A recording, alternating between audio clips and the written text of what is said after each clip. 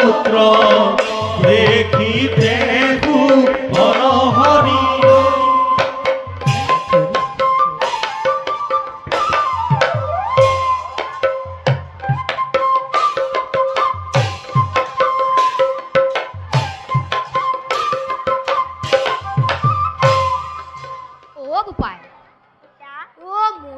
ডকাইতহঁতে কৌঞ্জপুৰৰ ৰাজ্যত সোমাই অজয় সেনৰ বাও হাত কাটিলে আৰু লগতে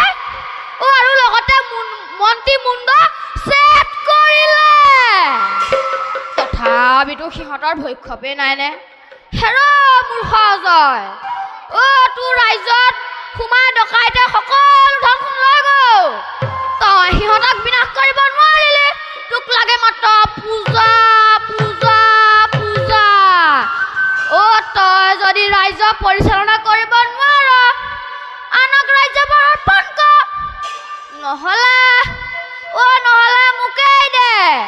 তেতিয়া দেখিবি কিমান দক্ষতাৰে মই ৰাজ্য পৰিচালনা কৰিম। পিতা, মই তেতিয়া ৰাজকুমাৰ থাকিব পাৰিম। মনে মনে থাক।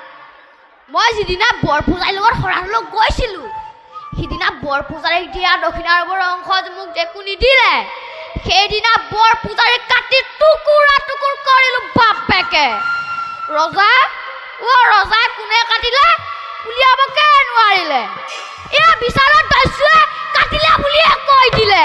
জানো পিতা। তাতেতো মনে মনে থাক। পাহৰিলোঁ, তইও পাহৰিলি হ'বলা। কি পিতা? কেলে আজি এটা শৰাণ আছে নহয়। বৈ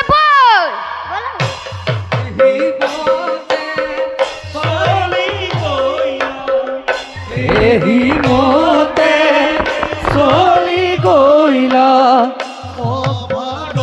ভিতৰ